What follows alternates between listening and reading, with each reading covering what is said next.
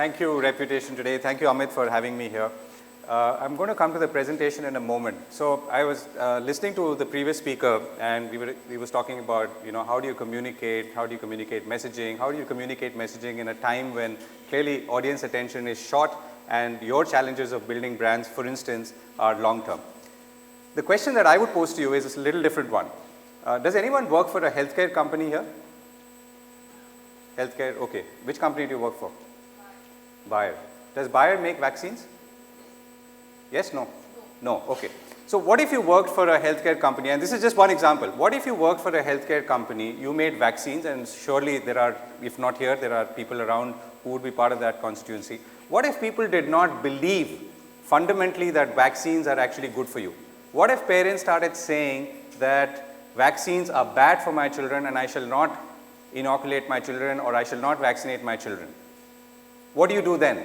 As a marketer, as a communicator, as a researcher, as a scientist who is doing back-end science and trying to figure out what the solution to finding a cure for a certain disease is, or preventing a child from contracting that disease at a later stage in life. This is not hypothetical. This is happening right now as we speak. In New York City, just 3 weeks ago, there was a measles outbreak. Why did that measles outbreak happen? It happened because there were children who had not vaccinated themselves or their parents had not vaccinated them. And why did they do that? Because they stopped believing in the power of vaccines. Or conversely, they believe that vaccines are actually doing them harm, right? So this is not just obviously happening in New York City, it's happening in India, in parts of India, it's happening in Europe, in Italy, in Australia. There are people who feel that vaccines are leading to autism. There is no conclusive research as we know today at this point of time, medical or otherwise, which says that vaccines are bad and have caused damage to children's health. But there is information or there is misinformation, there is belief, there is superstition, and people have concluded now, and many people across the world, as I just told you, that vaccines are bad for health. So what do you do in a situation like this? So the answer is I don't know. I mean, that's what we're going to talk about in a bit. Let me ask you another question. So what's going to happen on the 23rd of May? Who's going to win? Hopefully not?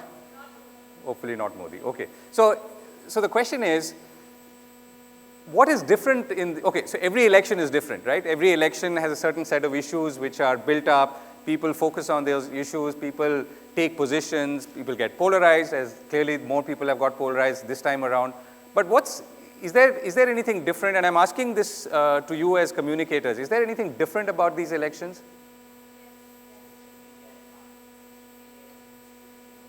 Social media is used, yes. And?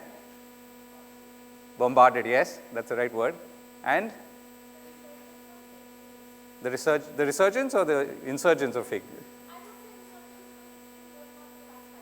Okay, 5 years, okay. I would have not been as daring as that to say that, but any other thoughts on what's different about these elections? Okay, so what's different, and I'm only synthesizing what you've said in any case. I think what's fundamentally different about these elections is the power that we will see of misinformation and of spin. And I'm going to illustrate this in a little bit as well. This will be the first elections where people will vote oftentimes on the basis of what they believe, on the basis of what they have seen, which is fundamentally not true. In the past, they have voted on the basis largely of facts, which they may have interpreted in any way. People may say, how do voters in Amethi vote for Rahul Gandhi or the Gandhi family back to power despite, let's say, lack of progress in that constituency, or for that matter in that state? But that's based on fact. People know, they experience. But what if you're voting on the basis of misinformation or on spin or things that you believe happened but never happened? And that's what's going to be fundamentally different this time. And in that sense, we are going to be very similar to the US presidential elections of 2016, where misinformation and spin played a very important role in who got elected and who did not get elected. Now, these are things that cannot be proven. You cannot objectively say that Donald Trump got elected because of fake news. But you can surely say, because there is enough evidence now, circumstantial and otherwise, and research to show that people's minds were influenced by misinformation and fake news that actually was being generated out of Macedonia and driven by very, very selective and selective and careful targeting using technology from companies like Cambridge Analytica, right? So the flow of misinformation was so beautifully directed and powerful because it was directed, because it reached people who were willing recipients of that fake news. And that to some extent is happening in India and has happened. And to some extent, I believe the results that you see in elections, I'm not saying who will win or lose, but the way people will vote, the percentages, the way they will turn out would have been driven to some extent by this. And that is a very, very important phenomenon to keep in mind for people in any business, whether you are in the business of elections or watching elections, or you're in the business of selling products and services, because people's minds are getting wired and rewired as we speak. People are building belief systems and suspending belief systems. People are learning to trust and not to trust, to build distrust in areas which you would have never imagined before, like vaccines, where lives are concerned and when maybe it's just a matter of entertainment. Last year, more than 30 people died in this country because of rumors on WhatsApp, which said that they were child kidnappers on the loose. This did not happen in any other country. False news travels everywhere. It travels faster, deeper, further in every country. But India is the only country where people saw those messages and videos, which were fake, obviously, and actually formed groups, vigilante groups, and killed people. Young people who were traveling, who were walking around, who were just maybe selling goods in a certain town, or who were just driving through, pulled out of cars, pulled out of SUVs, and killed only on the suspicion that they were child kidnappers because people believed. So the question is, were these people literate or were they not literate? The answer is they were literate. What they lacked was digital literacy. They did not understand, as many people don't understand today, what is the meaning of something that you see on a WhatsApp forward. Is it something that you should trust or not trust? Whether it's to do with vaccines, whether it's to do with Ayurveda becoming a cure for cancer, or whether it's to do with a political ideology that's being pushed towards you and you're being asked to believe, or you're being asked to suspend your disbelief for that particular message. So this is really the age of misinformation. And these elections, in many ways, elections are pinnacles of, or high points in some ways of our social, economic, and cultural lives, will reflect, in my mind, the pinnacle of what the power of misinformation will be or will have been at this point, and the sort of cumulative effect of all that we've seen in the last 2 or 3 years. So I'm going to talk about the Pulwama attack, right? So everyone knows about the Pulwama attack. It happened on the 12th of February. So why am I using this as an example? And the next, actually all my slides are only going to be about this. The idea about, the idea behind presenting this to you is to make you think about how you absorb information, how you communicate information, and how do you think people are likely to receive the information or the messaging that you send out. Whatever business you're in, it doesn't matter. Like I said, whether you're in the business of elections and trying to convince someone to vote in a certain way, or trying to convince someone to buy a certain product or service. It might be to fly an airline, it might be to buy a ticket on an online site, it might be to shop on Amazon or Flipkart, or it may be to buy a packet of potato chips. Has everyone seen the video of someone opening that packet of Lay's, taking out a chip and then setting it on fire? Some of you have seen it, right? Yes, no? Okay, so some of you have seen it. Okay, so that was what the video was. If there's a guy, very jerky, shaky video, which makes it all look very authentic, opens a packet of Lay's chips, takes out one, puts a lighter underneath, and it starts burning furiously. And he says, the reason this is burning is because of plastic. And people obviously believed it, right? Have you seen the video where people open a packet of Ashirwad atta, make it into a ball with water, and then throw it on the wall and it comes back? Some of you have seen it. I'm sure some of you have seen it. If you have not, I can tell you that both these will be case studies, right? Both these cases have seen sales fall, reputations hurt as brands. So there are many more examples. I can get into it if you have any questions. And please feel free to interrupt me while I'm talking. We don't need to wait till the end if you have a question. I'm assuming and presuming that you may have. So let's talk about Pulwama. So on the 12th of February, there was an attack on a CRPF convoy that was going, and people, obviously, many people died. Many of our brave CRPF Jawans died. Now, this was the event that happened. So the event, and let me give you another quick backdrop. As we've seen in this country now for more so for the last year or so, whenever there's an event, people are waiting to ride on it to create misinformation.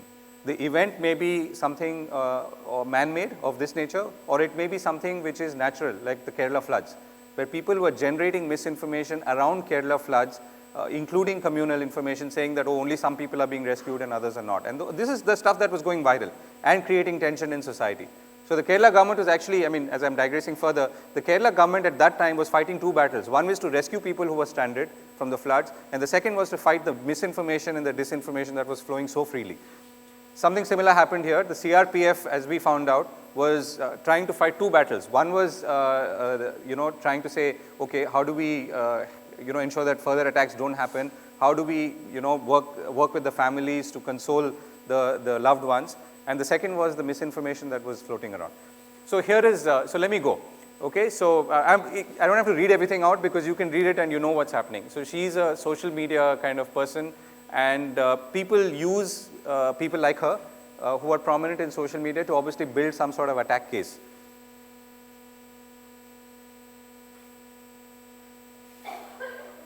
So since I made this, of course, Akshay Kumar has become more famous because of questions about his citizenship, and we did a. So we actually wrote the story saying that. So he also said that he was an honorary Canadian citizen, and we found out that he wasn't, and we are now wondering why would he say that. And this is a classic case of when you say things you shouldn't be saying, or maybe you're lying when you shouldn't be lying, although there's no need to lie, and then you tie yourself up with further knots. I'm sure our parents also told us the same thing when we were children. So this. And this is, a lot of this is also spinning out of context, right? It's not necessarily true or false. It's about you pick a certain statement from a video which may be said in a certain context, but you twist it by sometimes doctoring the video, by playing around with the content, moving things back and forth, but creating a certain list. So UP's Chief Minister Adityanath was laughing at the funeral of a soldier. Of course, he was laughing, but at a different funeral. So.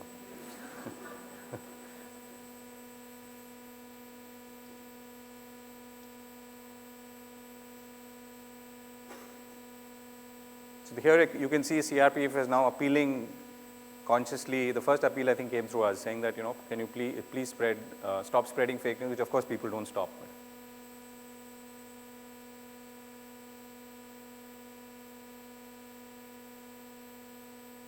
So this is the theme you can see. I mean, you don't have to be, anyone who is a consumer media knows that if, there is a constant effort to build this Pakistan narrative, I don't like you, so go to Pakistan, I don't agree with you, go to Pakistan. So this fits in that, and people believe it, unfortunately.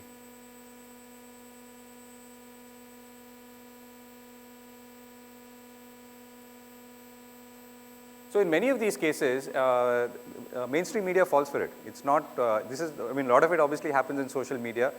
And as you know, WhatsApp has about 230 million subscribers, Facebook has about 210 million. Any telecom company folks here? Telecom majors? I know telecom industry has shrunk, but okay.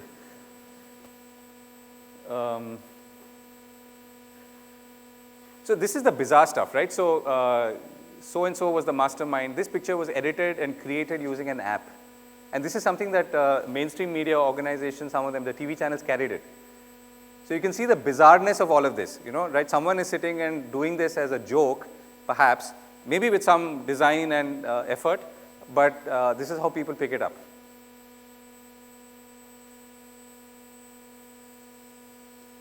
So this is stuff again to drum up, I don't know, maybe some kind of, maybe, I don't know, maybe it's all contributes to building of nationalistic narrative, which again we are seeing a lot of nowadays.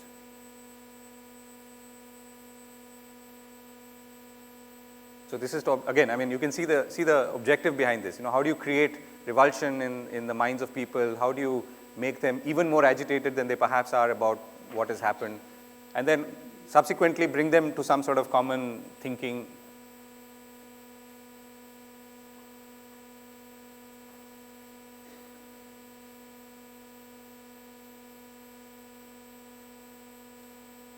So as I keep going, you have to think about not just that individual story. You have to think about how this, as a cumulative flow, starts affecting your mind.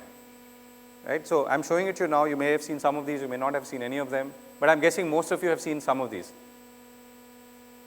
And think about how all of this is flowing, and we debunked 30 posts and viral forwards and so on, and including stories on mainstream media, just in that, I think would be about 10 to 15 days after the Pulwama attack. And then Balakot happened. So Balakot, I would have had to add about 30 more slides to this. The amount of fake news that got generated after that. And I'll spend a minute on that as well.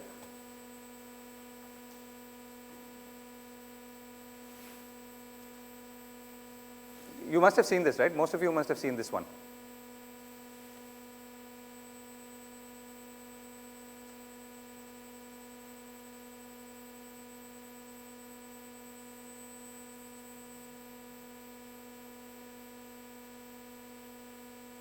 So this is mostly to show the gruesomeness. I mean, obviously these videos are gruesome. They're difficult to watch. So I'm guessing that the people who are doing this are thinking that, okay, if I keep showing this, then again, like I said, it builds the revulsion and maybe the hatred towards Pakistan, or say that, okay, we need to go and fight a war right now.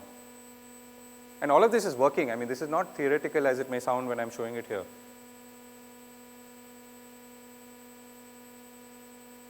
Again, another similar effort.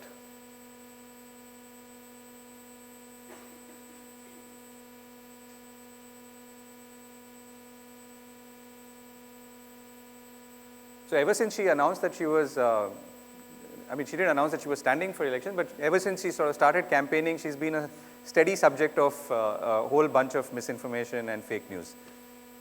And some of them are quite, they're fake, but they're quite creative. And in general, the levels of creativity have gone up dramatically. I mean, it's quite interesting.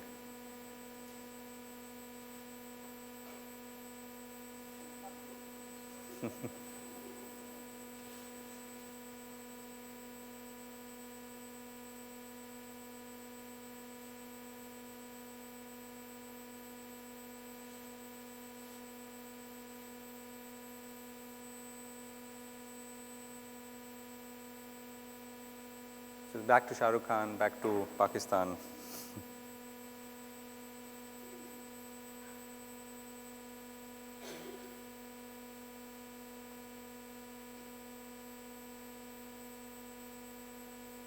So the interesting thing about this is, there was a fight or a dogfight in the sky between aircraft, and obviously we know that one Indian aircraft was shot down because the pilot was shot down and he was found on the other side and he came back.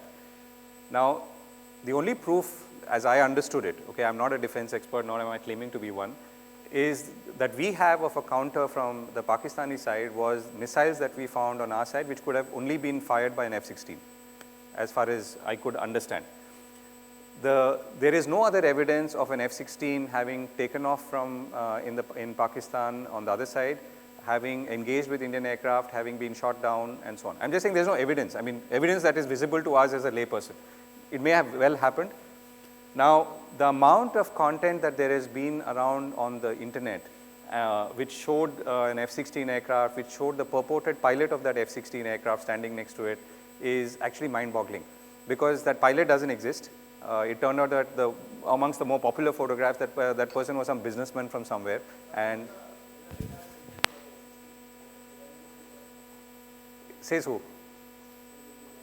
Exactly. So to that, and I'm not contesting that. I'm saying to that you should.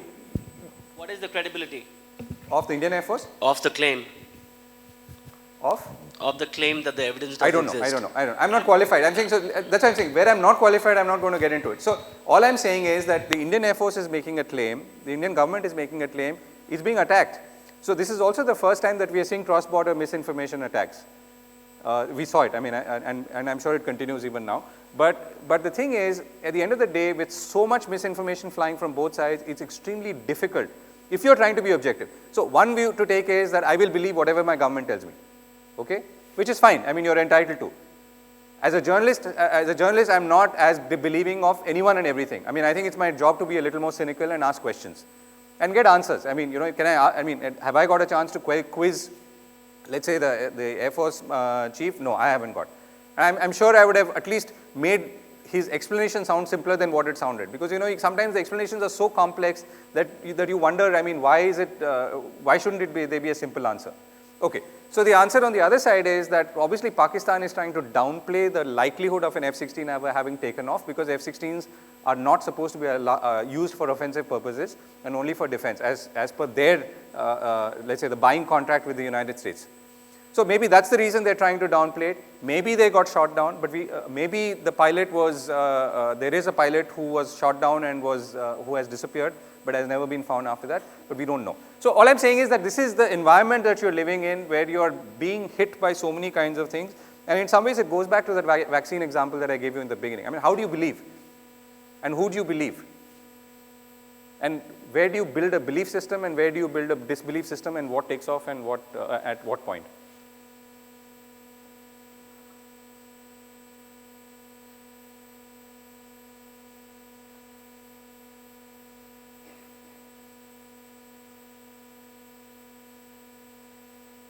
So you can see all sides are at play now. That's the other thing that's changed. Unlike the US 2016 presidential elections, where most of it was one way, as in people discovered only 3, 4, 5 months later that there was a phenomenon called fake news which actually influenced people's minds. In India, we are more current, so we know things.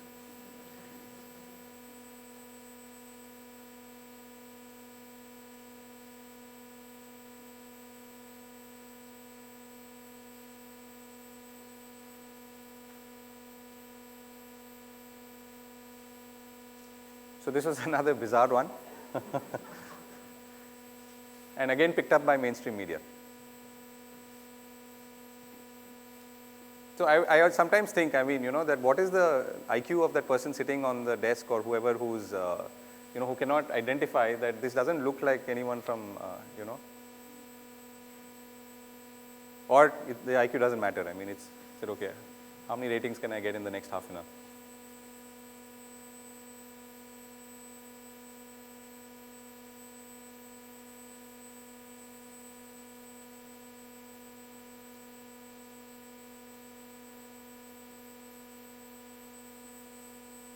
So this some of you must have seen. And apparently the original video, the people were, there were people who were beaten up. The hotel staff were beaten up because the guests were not happy with the quality of food. So that's the truth, or at least that was confirmed. But the video was circulated as something obviously dramatically different. Right. So the point here is 2 or 3 things. We are, just to sum up, okay, then I'll pause. One is, like I said, we are living in an era of misinformation where the combination of misinformation, spin, and maybe directed messaging is having an impact much greater than perhaps what you and I are even thinking about, or our minds have trained ourselves to absorb and understand. We are consuming content in a way today, at speeds today, which our minds are not able to process fast enough, and therefore are not able to distinguish, number one. Number two, because of this, we are unable to form clear impressions on the merit of a certain product, service, or a message that as easily as perhaps we could earlier. Number three, there is a fundamental, and I'm only restating the fact, there is a rewiring happening of our minds, and this is very, very critical. Now, I'm not saying that this cannot be undone, but we are clearly reaching a peak point in the flow of misinformation, which is causing our minds to be wired and rewired. The larger problem, and I'll pause after this, is the internet itself. Now, think about it, right? So you have a pain on the side, okay? So what do you do usually when you have a pain here or a migraine? What do you usually do? Sorry? WebMD, yeah, that's the word I was actually going to use. Anyone else uses WebMD? Everyone uses it, even if you don't say it. So what happens when you use WebMD, right? Now, WebMD gives you about 10 choices. It says that the pain on your side could be a catch, a sprain, and there will be 6 other options, or a bone tumor, right? So, and WebMD is being completely accurate there. I mean, this could be the beginning or the first sign of a symptom of a bone tumor. You don't know. Or some other form of tumor or cancer. Or while you were bending to pick up something, because obviously you're not fit, you've sprained it. And maybe you were playing cricket when you shouldn't have been, or doing something else. So, but the point is that you are sitting here, that article has been written by someone, most probably in the US, in WebMD, with a certain, let's say, a physiology, a physiognomy. Anyone a doctor here? Yes? No? No doctors. Okay. So, and that person is thinking maybe of a white Caucasian male or a white Caucasian female or a African American. I have no idea who the person or the patient they're picturizing. But what I know for a fact is that person or that patient has no relation or connection with that person here. What I am seeing, I mean, I live in India like you do. This is a tropical country. We have our own set of disease issues, communicable, non-communicable conditions. We have vitamin D problems. They don't have vitamin D problems. We have maybe they have nut allergies. We don't have nut allergies. I mean, on an average, I'm saying. And there are so many other diseases and disease conditions which people in the West, America, Europe may have, which we don't have, and vice versa, right? I mean, hardly, of course, no one is getting dengue or malaria or whatever in the West because for whatever reasons. So the point is that my physiology is different. Moreover, my personal physiology is different from yours. I mean, we may be living in the same city, in the same area, eating the same food, in the same family for that matter, but our physiologies are different. And who would know that? Only the doctor, right? Only the doctor who I visit on a regular basis knows what my physiology is and whether that could be anything that needs to be considered even as a serious case of tumor, or it is just a catch. And I'm not saying run to the doctor every time you have a catch, but the thing is, it's fundamentally different. So what is happening here? Because I am being loose in the way I use the internet, or I am not aware enough of the way I should be using the internet and what's contained in the internet, I am sort of rewiring my own processing capabilities and my processing abilities and forming opinions and doing things on the basis of that opinion. And this goes beyond in misinformation. So misinformation is when something is directed at you with a certain objective, and we've talked about that. But what about beyond that, right? When things are not necessarily coming at you, but you're searching for it and forming opinions because you think it's right. Because you use your own logical thinking and say, okay, maybe that catch is something else, you know?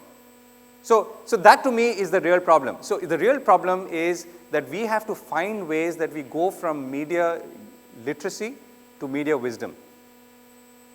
How do we become wise about using the internet? How do you as a communicator sound wise about the messaging that you do? Because if people are not going to believe you, then whatever you do, however smartly you do, whether you do 10-second videos or 30-second videos or 2-minute TVCs, nothing's going to work. So how do you keep this in mind as you create your messaging? And how do you account for the fact that most of the traditional rules of messaging and communication may not work anymore? As people become more wary and careful, particularly younger people. A lot of schools we talk to now, I mean, our schools are reaching out to us and saying, can you come and spend a couple of hours telling our students about how to tackle misinformation? Okay, we do that, and there's a colleague of mine called Sunita Wadekar who only does that. But half of that is about misinformation, the other half is about really how do you use the internet and how do you tackle the internet. We've known, and the last point I'm making, we've known the internet and the social platforms for the good reasons.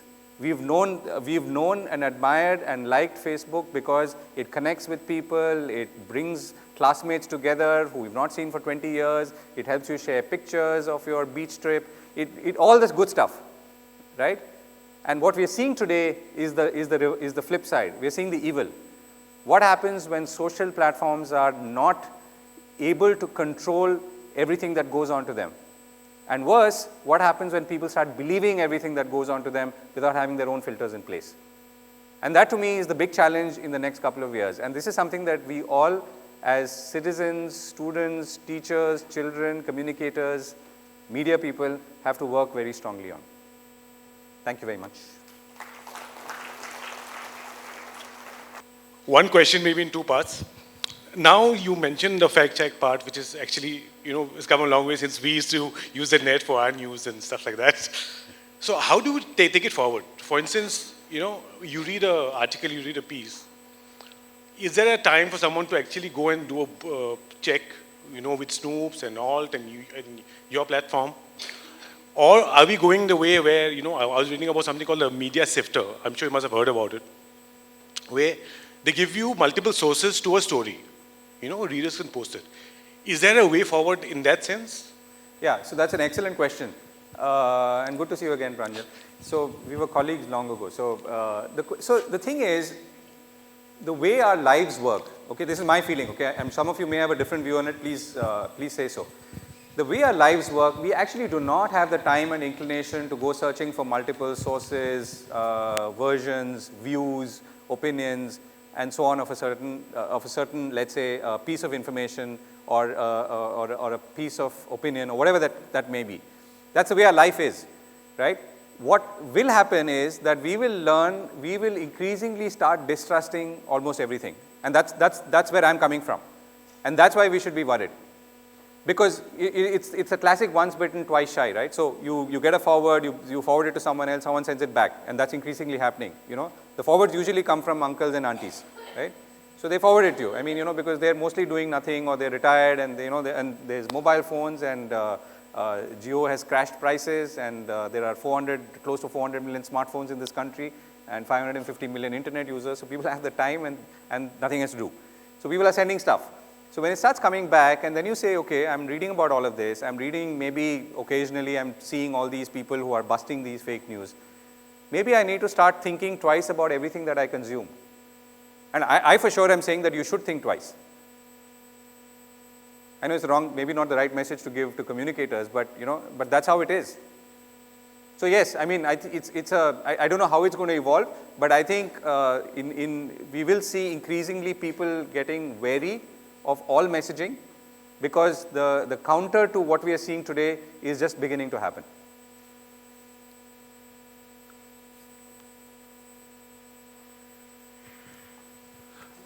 So, 2 questions. My name is Shell, in the communication business. One is what we discussed earlier. What is credibility? How do you, if somebody claims X is fake news, what is the process? How do you arrive at that? The second question is, as a service, as somebody who, I'm a communication person, I'm a communicator. If my brand gets hit by something which is fake news, how do I come to you as a service? What can you do for me? Social media, we have a 15-minute sort of holding time before things, go out of control. Yeah. So how do I reach you? How can you help me? Where does it go? Okay, so let me ask the last question first. So we have something called a WhatsApp helpline. It's 7700 906 111. So no, you can reach me separately for sure. But in general, if you see stuff that you feel is fake, is misinformation, you can forward it. We are tracking this all the time. I mean, my colleagues are tracking it all the time, and we usually respond if we found the answer or whenever that is. And plus, we have a broadcast of all the stories that we are doing. So I'll just repeat. It's 7700 906 111. So how do we do the stuff that we do? So there are 3 things we do. So first is research, right? So we have people who have more public policy background than journalists. So we are researching things. We're looking at data. We're looking at numbers to say, okay, does this correlate with something that we know or don't know? The second is we're using tools. For instance, you saw that Rahul Gandhi with that fellow, the terrorist next to him, right? So what is that? That's basically a case of photoshopping an image that, or there was an existing image and you Photoshop something on top of that. How do you find out? Because you use tools like Google reverse image search. And usually in Google reverse image search, these things show up pretty quickly. It's becoming more and more difficult because the perpetrators of misinformation now have also learned how to beat that, or are learning how to beat that because they flip the image and they use the reverse. And it's very difficult to find out if this thing, unless you know that you're already looking for a flipped image, as we do now. And this is evolving all the time. This is evolving all the time because, like I said, people are getting more and more creative and smart because they have an incentive to do it. The third part is the pure journalism part, where we are saying, where we call out people, where we talk to people, where we are calling them up. There was a rumor, just a couple of days ago saying that was there a Gautam Gambhir lookalike in the election rallies in Delhi. right? So in that case, we would call his office and ask him, I mean, did you have a lookalike? I mean, it may sound like a bizarre question to ask, but if something is going viral, that's the best way to, establish. So we really combine these three things. There's research, there's tools and technology, and there's good old-fashioned journalism, where we call people, we give them, sometimes people may say that, listen, I said it like this, and this is not what I meant. Like, for instance, both the IT cell heads of the respective parties regularly land in a soup because of this. But at the same time, we are calling them up. We are saying that, okay, while we know what they were doing, but we say, okay, what did you actually intend to do? I mean, what did you mean this? And sometimes there is a nuance to what they're saying. I mean, not just them, but some politician, people in public life, there are nuances to what they say. So we try and bring that out, so give them a fair chance, so to speak. Okay. Govind, this side, at the end. Okay. Okay, I'll move in the center. That's easier. Where are you? So two parts to what I wanted to ask you. One is 10 years back when we looked at journalism, there were sub-editors, there were editors, and there were fact-checkers who used to check whatever is going online or whatever they are publishing, which I find is more and more vanishing because people are maybe in more hurry to publish the story and get the stuff out. The kind of stories that you have shown, it's still somewhere easier to spot that there has been misinformation spread. I'm more worried about the places where the statistics are misinterpreted. A common thing which I see in all the articles or all the forums that I see is people cite the crime data and they say that since crime data shows that there is a 30% or 40% increase in a particular state, it means the number of crimes have gone up, which might not be actually the case. So how do you fight that kind of misinterpretation of data if someone has to go back? Okay, so you have two parts to your question. So I think the first is whether sub-editors or desks are alert enough. So I'm not running down that world because I do belong to that world. The problem of misinformation and fake news is largely outside of traditional media. So of course in the cases that I showed here, many of them were pushed forward by mainstream media organizations, but that's a minority. As you know, that's very few cases. It does happen frequently, but that's few cases. It's obviously mostly television stations and maybe a few digital outlets of mainstream news organizations. But print largely is careful because they also have the time and they have brands to protect and reputations to protect. So they can't be reckless.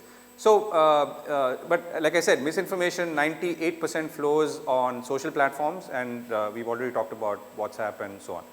The other part is saying that, okay, how do I believe something which is come from somewhere, and then how do I interpret and use that data, particularly if people are, let's say, maybe either disbelieving of that data or have never heard of that data point before.